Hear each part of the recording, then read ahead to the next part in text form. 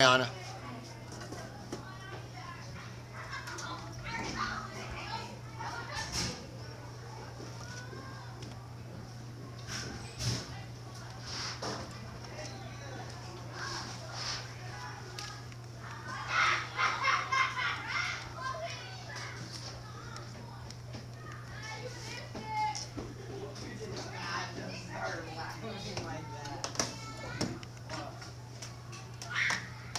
I'm concerned for you. What? She was. My hair is fine.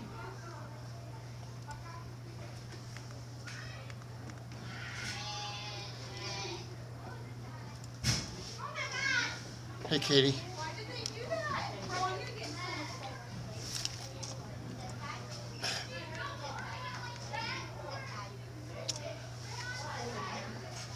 It's cold.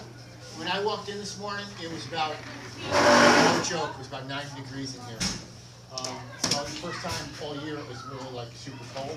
But I've been wearing this. It is, and I forgot my battery. So usually I plug it in, charge it up, but I left the battery at home and I was charging it up last night. But yeah, it's heated. My daughter got it for me, and I'm loving it. It's not helping me much today. I don't want my love inside! Get our community. James? Yeah, my love? Yeah, I hear you. Mr. Farley, you want my mom's real quick? Can you what? One of my mom's real quick. That's where my binder is. Yeah. Oh Yeah. yeah. All right. Look at the twins going at it. They're looking good. Looking good. Are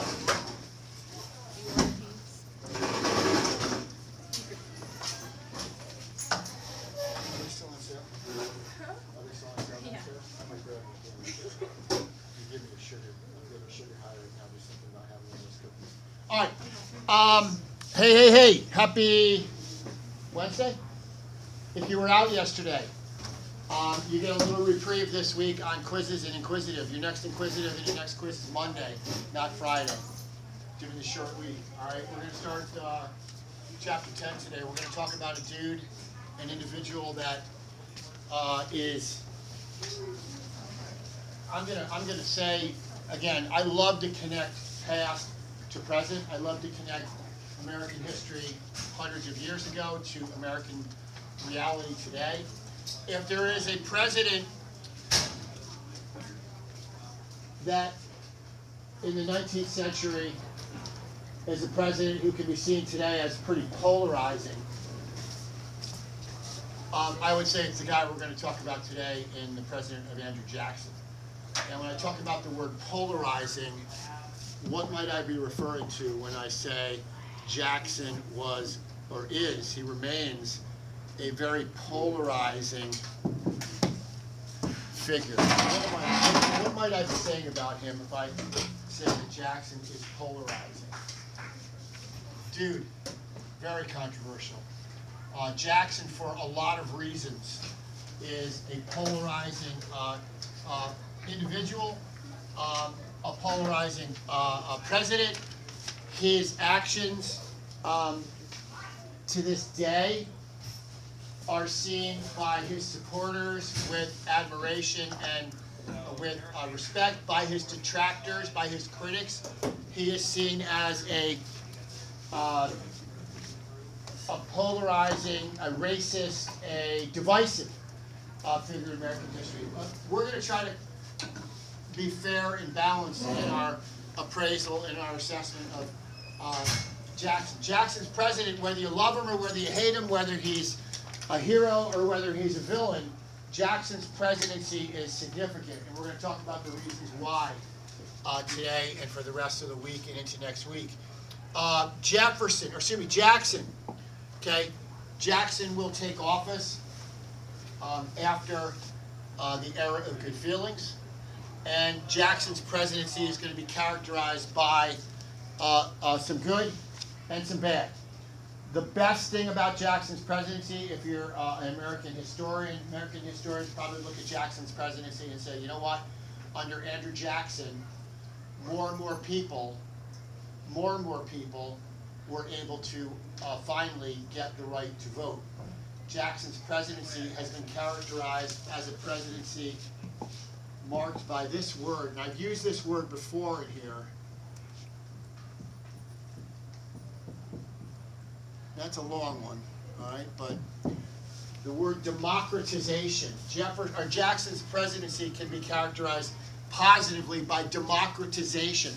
More and more people under Jackson's presidency are going to be able to participate electorally. More and more people are going to be able to vote. That's the upside. The downside is that Jackson's, and probably the biggest criticism that Jackson is going to, are you cold? Are you cold? A little bit. Okay, it looks chilly. You look like you're bundled up.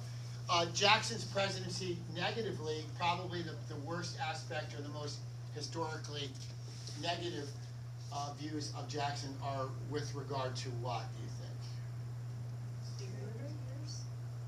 Yeah, his in general, Taylor specifically, but in general, his treatment of Native Americans, and we're gonna take a look exactly over the course of the next few days what that was like. So without any further ado, I got a quick bell ringer video to introduce his presidency, and then we're going to hop to it. Here's what I'm going to ask you to do this week.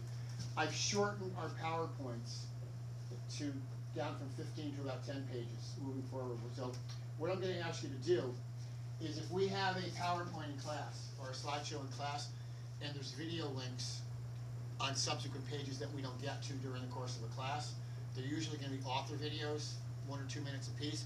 If for some reason I miss a video, an author video during the course of class, what do you think I'm going to ask you to do outside of class? Just catch that video before the next class, because it will kind of reinforce what we've learned in class. We're definitely going to watch this first one.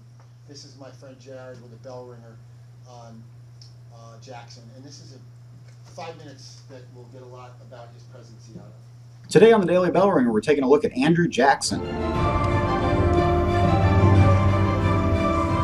Hello, welcome to the Daily Bell Ringer. Please don't forget to subscribe and take a look at the questions down in the description. And also, I'd love to see your answer to question number 5 in the comments below. So, Andrew Jackson, 7th President of the United States from 1829 to 1837, of course, a member of the Democratic Party. Andrew Jackson, born March 15th, 1767 in South Carolina. Of course, while he's growing up, the American Revolution is going on. And if you know anything about the American Revolution, of course, that's right in the heart of the Carolina campaigns, where Cornwallis is trying to march across the Carolinas, marching north. And so Andrew Jackson, along with his 2 older brothers, they both join in on the American side of the American Revolution. But actually, by the end of the war, Jackson is completely orphaned. His father had died before he was born. One of his brothers dies from a heat stroke. Another one dies from smallpox, which Andrew Jackson survives. And then his mom dies of cholera, all here as the American Revolution is going on. So by the age of 14, Jackson is an orphan.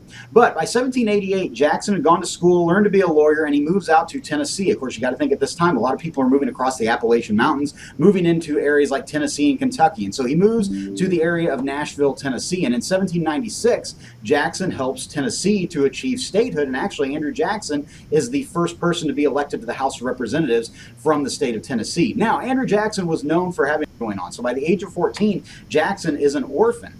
But by 1788, Jackson had gone to school, learned to be a lawyer, and he moves out to Tennessee. Of course, does anybody notice that?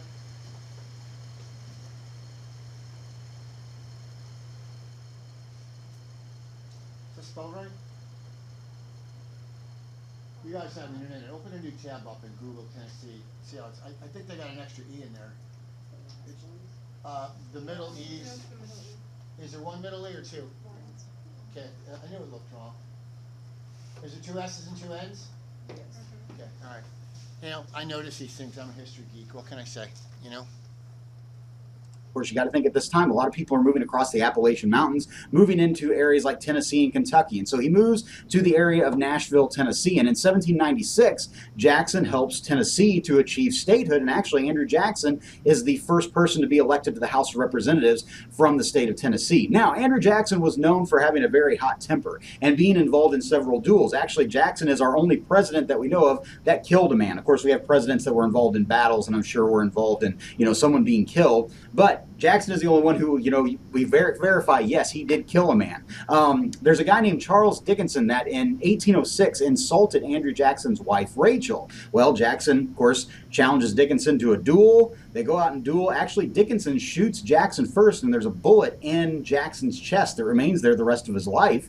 But Jackson is able to get a shot off and actually kills Dickinson. So it's in 1813 that Jackson is involved in this thing known as the Creek War, which was a war against Native Americans. He's victorious there, and of course that leads to him then being chosen to be the leader of troops in the War of 1812 in the Western Theater of the War. And of course he goes to New Orleans to defend it against the British, wins the big battle at New Orleans very decisively, and that's what really thrust him in the national spotlight, is that big victory at Battle of New Orleans. So in his efforts to become president, in 1824 he runs for president, of course, against John Quincy Adams. Remember, that election was so close that it had to be decided in the House of Representatives, and the House of Representatives goes with John Quincy Adams. Well, Jackson doesn't give up. He comes back in 1828 to run against John Quincy Adams again, and this time this is really considered to be the first election that's really truly like an election we have today, where the candidates are really throwing mud at each other, running smear campaigns, stuff like that. And so Jackson is able to win very easily, and he's considered to be really the first populist president. What I mean by that is a president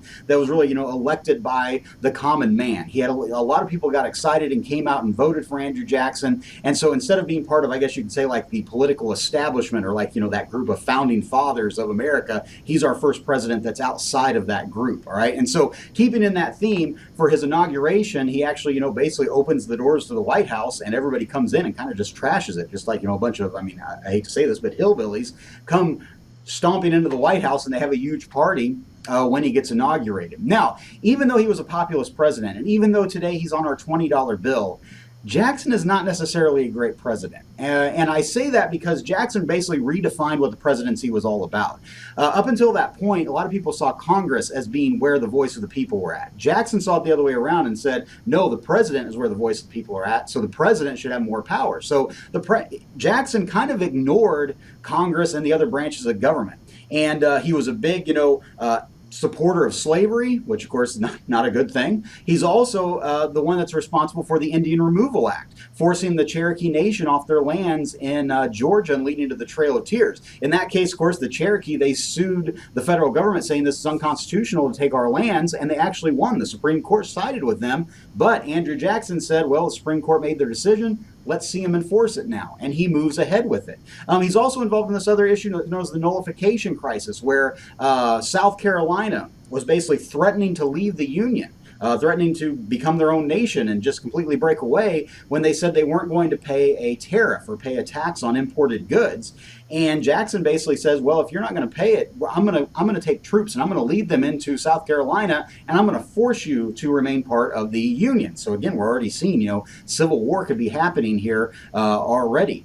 He's also, a big opponent of the National Bank. He kind of gets rid of that. One interesting thing too about Jackson, of course, he had a cabinet of advisors, but his actual cabinet of advisors was a group they called the Kitchen Cabinet, were his buddies that he basically met with in the White House kitchen. So, Jackson, he runs for re-election in 1832, defeating Henry Clay, but at the end of his presidency, he retires to his plantation, the Hermitage, near Nashville, Tennessee, and actually he dies on June 8th of 1845 at the age of 78, and his actual cause of death was lead poisoning caused by the bullet that was still there in his chest from several years before. All right, so hopefully you learned something there. So tough. Okay, he carried a bullet around most of his life, and the bullet ultimately killed him. A lead bullet, when it strikes the body, kind of flattens out. Rather than remove it and risk surgery to remove a bullet, didn't hit a vital organ, they left it in there. And over time, what will happen with a lead bullet, it'll start to dissolve in the bloodstream and you'll get infected. That killed him. Jackson was also involved in an incident as a young boy. He was taken prisoner during the American Revolution as a 14-year-old boy by British soldiers. And a British soldier, seeing this young boy, enemy, fighting for the Patriots, the British soldier told Jackson to shine his boots. And Jackson looked at him and said, I will not shine your boots. Gave the equivalent of the Revolutionary War middle finger, and the British soldier took his sword and gashed Jackson across the face. He wore a scar on his cheek for the balance of his life. On and off, he would have a beard that covered it up. But he was tough. He was very scrappy. He was always looking for a political fight. Not a coincidence either. He was a wrestler. Okay, he loved to grapple and wrestle, physically grapple and wrestle. And his nickname was Old Hickory. Old Hickory, Jackson's nickname, and Old Hickory was his nickname because hickory was a type of wood, or is a type of wood that refuses to what? To bend or break. And Jackson was a very stubborn, you might call him egotistical. A lot of parallels historically have been drawn between this populist president, Andrew Jackson, and the last populist president that was elected in 2016, who would be who? Trump. Both presidents, Trump and Jackson, are considered populist champions of the common people, and both of them have been kind of linked across the centuries by their stubbornness, by the fact that both of them were really outsiders politically. Trump, when he ran for president in 2016, had never held elected office in his life anywhere. And Jackson, while holding political office, he was seen as kind of a rebel and outsider as well. So lots of similarities between Jackson and Trump. Let's continue on. I'm just going to move this over here so we get this out of the way. And let's take a peek at more on the 7th president, Andrew Jackson. All right, so let's talk about Jackson. 7th president, served from 1829 to 1837. 1829 to 1837. And as I said, he's known as Old Hickory for his toughness. He is going to become the champion of the common man. And historians are very quick to point out that, yes, he was the champion of the common man, but the champion of the common white man. As a slaveholder, he was not supporting equality. He was not supporting voting rights for African Americans, even free African Americans. But he did represent the interests of the common man, and he expanded voting rights for more and more white males during the course of his presidency.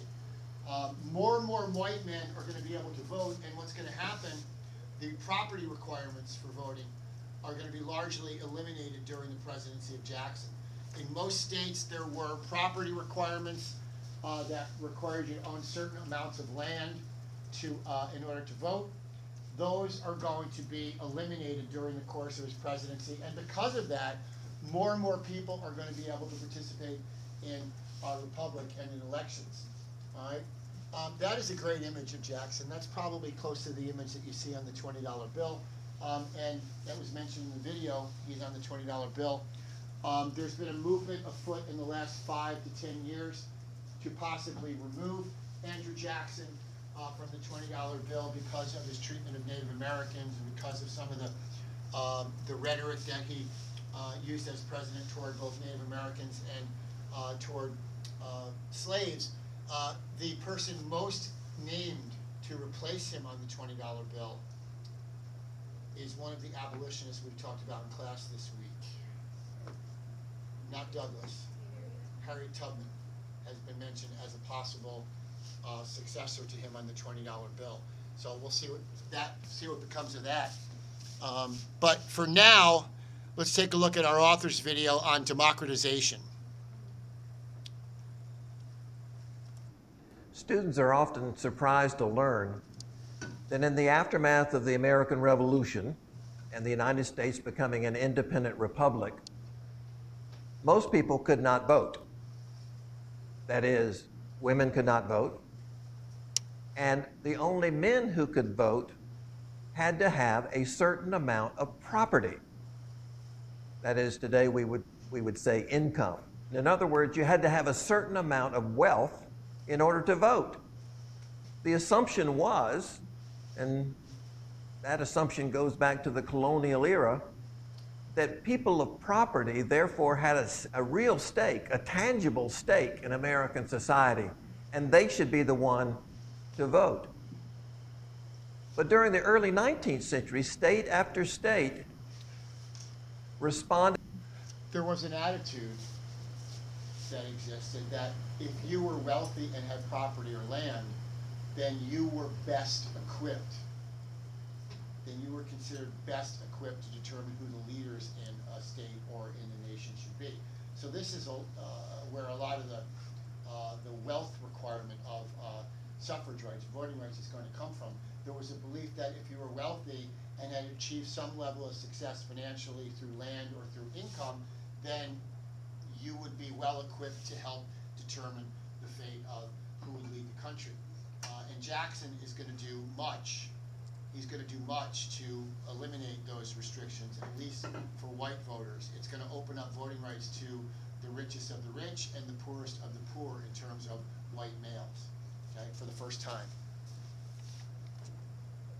Responded to the rising complaints of Americans across the nation that they should make voting not tied to property, but simply tied to citizenship.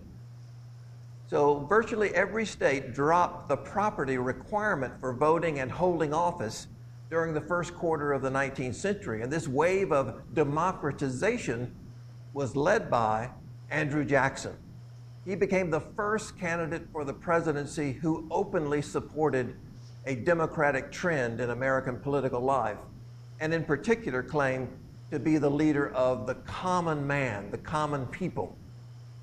So democracy was fed by and nurtured by Andrew Jackson, and of course, his popular support grew out of his support for allowing everyone to vote. And he was hated for that by what we would probably call today establishment politicians. Politicians who had served in the House and Senate for years from when the country was first established would look at a guy like Jackson as an outsider, as a rebel, as somebody who should keep their mouth shut and not make waves. And Jackson he regaled in being an outsider. He wore the uniform well of somebody who was kind of sent to the nation's capital to shake things up and to make things more accessible to more and more people. But he did have his critics.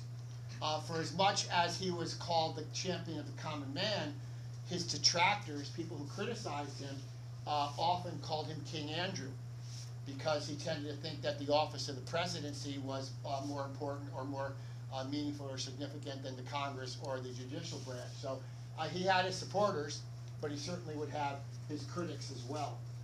Let's continue and take a look at our next slide on Jackson. Jackson's democracy aimed to expand voting rights for white men.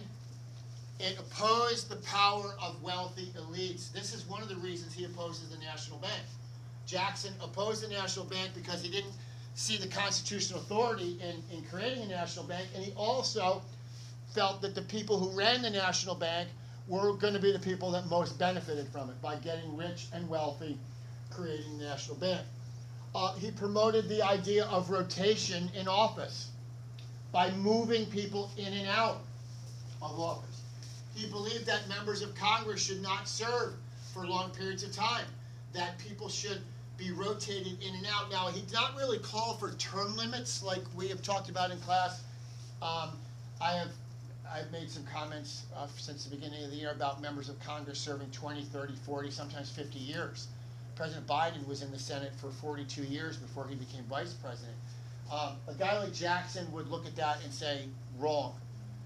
Jackson believed that political office should be held on a rotating basis with new blood, fresh blood, new ideas coming in every so often to kind of mix things up. He would probably, just an observation, nothing scientific, but purely my opinion, if Jackson could be asked today how he feels about politicians serving 30, 40, 50 years in office, Jackson would probably be turning over in his grave at that idea, at the idea of people spending that long in government service. Common Man video, let's play this. Champion of the Common Man. We're on slide number what here? 3, okay.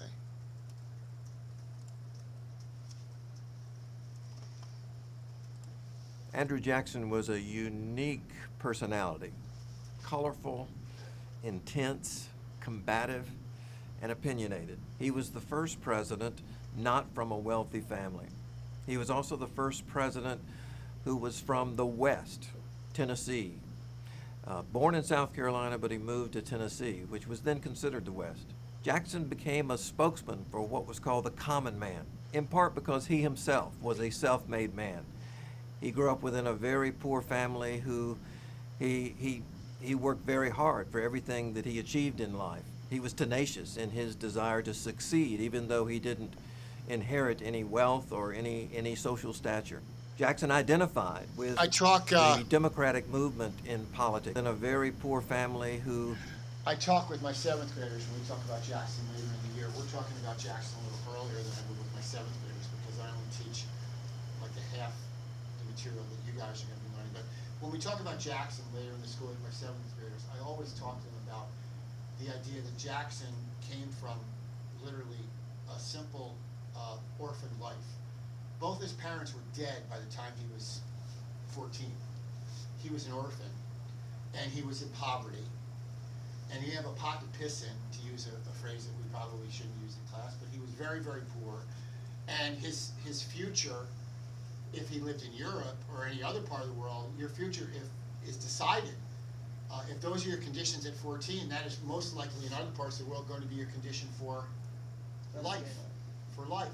Yet Jackson, I remind my 7th graders, is an example of what can happen if people apply themselves and if people work hard and if people stay involved.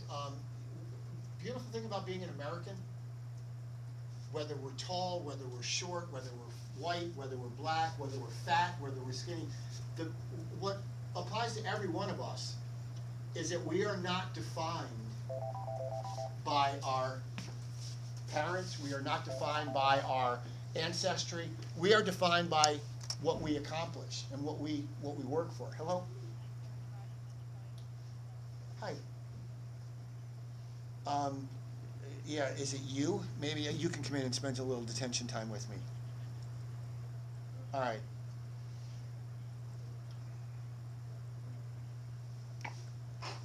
All right, yeah, send him down. I'd be happy to help. Okay, you got it. What's his name? What grade? Okay, Dr. Shane, bye. So, I got detention. I'm not looking forward to after-school detention with 5th graders who burp and fart and do everything else that they shouldn't be doing in the classroom after school. But anyway, I digress. We are not defined by our condition at birth. That is a beautiful, beautiful thing about our country. Our opportunities are largely what we make of them. And Jackson is a good example of that. Here is a guy that is absent parents by the time he hits puberty. And by the time he's 40, he's president of the United States or serving in Congress. So just kind of use that as a reminder that we can accomplish great things even if we have a lot to overcome. I grew up a kid in Albany, very poor. And I've shared this with you when I had you in 7th grade. I grew up a kid in Albany, poor, loved, 2 parents that loved me. I had a great childhood, but I had a lot to overcome. And Jackson is in that same way, and every one of you, regardless of where you are, regardless of your experiences, you all can kind of write your own ticket. And in a lot of places on this planet, a lot of countries in this world, you do not have the ability to punch your own ticket. If you were born a woman in some countries, if you were born a woman, just a lady, your life is defined for the rest of your life in that country. There's places in this world where women do not have rights, where women can't go to school, where if you don't practice the right religion or the religion that the government wants you, then you don't have any rights in society. Take advantage of your opportunities that you have as a free American, because it's limitless. Don't let yourselves be defined by your situation now. Just work to improve. And he's a good example. Jackson is a good example. Whether, forget for a second whether he was a good president or a bad president. What I like about Jackson is that he overcame things when he could have thrown in the towel and said, you know, heck with it. A lot of people give up when it gets tough. Jackson didn't. The best definition, best adjective for him, he was scrappy as hell. If you follow wrestling, wrestlers who just refuse to fall down, they're scrappy, okay? They're scrappy. They always get up. They always find a way. And Jackson kind of shares that characteristic. He worked very hard for everything that he achieved in life. He was tenacious in his desire to succeed, even though he didn't inherit any wealth or any social stature. Jackson identified with the That is why he was hated by politicians who had been in office a long time. They looked at this guy as kind of, you know, he was like kind of rabble. He was kind of an unpolished gem. He was somebody that was kind of rough around the edges and didn't quite fit in. He wasn't born into money. He wasn't popular at parties because he was rubbing elbows with wealthy people in his family. No, he was just a regular man who accomplished pretty extraordinary things throughout the course of his life. And hatred, in many ways, is going to be motivated by what emotion? Their hatred for him is going to be motivated by what, do you think? Jealousy, absolutely. A lot of people are just going to see him as somebody that should not be able to sit at the table that everybody else is sitting at. Which is kind of ironic because for as scrappy and as accomplished as he was, despite his poor and his simple upbringing, you'd think somebody like that would be maybe more open to allowing other people to have opportunities. And while Jackson, there were some good aspects of his presidency, his treatment of Native Americans and his treatment of African Americans is going to obviously bring into question the effectiveness and the decency of his presidency. So he's a mixed bag. Jackson is a mixed bag, like every one of us. You know, show me a person in this school that doesn't have a flaw or doesn't have a character defect or doesn't have something really very wonderful about them. We're all mixed bags. We all carry with us some burdens and we all carry with us some blessings. And Jackson is certainly no exception. Democratic movement in politics, not the Democratic Party per se, but the Democratic movement in politics, whereby people without property were increasingly allowed to vote for the first time in American history. To be sure, Andrew Jackson shared most of the prejudices of his age. He very much promoted the interest of the common white man. He was not a friend of the Indians, and he was certainly not a friend of African Americans. But in his efforts to ensure that poor people had an opportunity to vote and hold office and play an important role in society, Jackson personified the emergence of the working poor in national politics. Okay, we're making some progress. Jackson's a colorful figure, very interesting. There you see the image of King Andrew. Okay, this was a political cartoon condemning him. He aimed to expand voting rights. Again, he opposed the power of wealthy elites, people who were involved with the National Bank, politicians who had served. He probably was not a fan of members of Congress who had served for long periods of time when he became president. He was somebody who was looking to, he was an outsider. He would be considered a political outsider, and as such, he's going to be treated with contempt, especially by people who are serving in office for long periods of time. Jacksonian democracy. When you see this term, ladies and gentlemen, when you see this term Jacksonian democracy, we're really talking about Jackson opening up democracy to more and more groups of people. Okay, opening up, especially voting rights. Okay, voting rights. He wasn't a big supporter, by the way, and this is important. Jackson was not a supporter of opening up voting rights to women. He certainly was not a supporter of opening up voting rights to African Americans who were free, but he was someone who broadened or increased America's ability to participate in democracy. Questions or comments? Okay. All right, let's go to the next slide. Makes a little more progress before the bell. Holy cow, man, we are making some progress.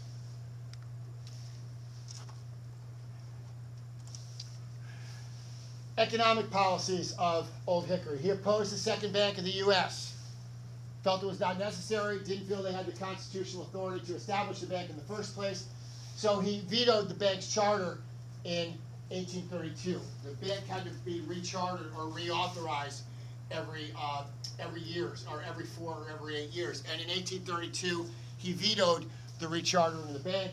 He removed federal deposits from the Bank of the United States, and he began supporting what are going to be called PET banks, PET banks, which are going to be banks that are going to be incorporated in each of the states. Okay, so just know for his economic policies, he opposed the Bank of the U.S.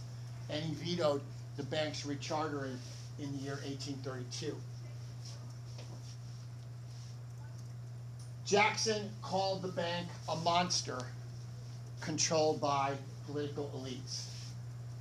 He called the bank a monster, and here you have it. This is a cartoon, Jackson slaying the many-headed monster, the National Bank.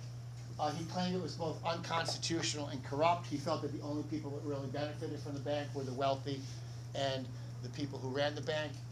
And his actions in opposition to the bank are going to lead to economic instability. Because remember, one of the positives, what did we say last week, Haley? I'm going to put you on the spot, Miss Sheldon.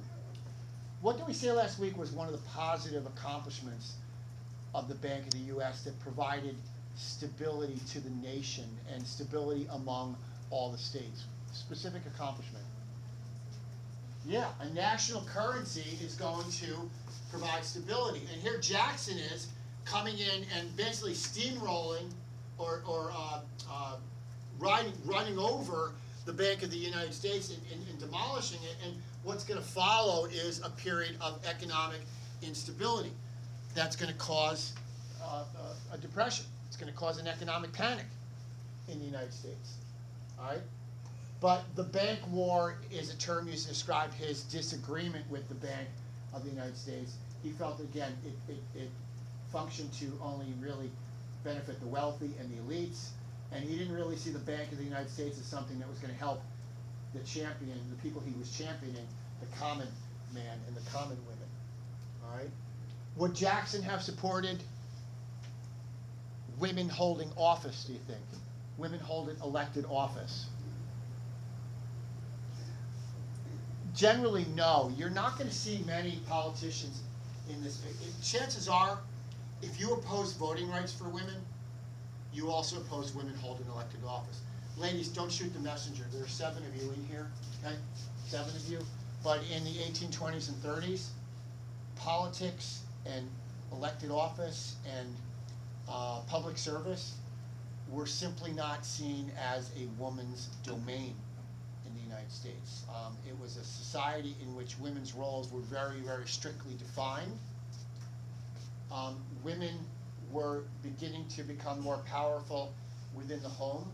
Women had, especially after the Revolution, women were going to take on more roles in the household, more roles in the home in terms of making, I don't want to say making them more equal with their husbands, but they're certainly going to become more equal after the Revolution. But 1820s and 30s, during the age of Jackson, women still in American society, North and South, okay, are going to be expected to stand off in the shadows and to let their husbands or their fathers or their brothers opine and handle issues like politics and public service and elected officials. We don't live in that society today. There are more people registered to vote in the United States today that are women than men. Now, it's very, very close, okay?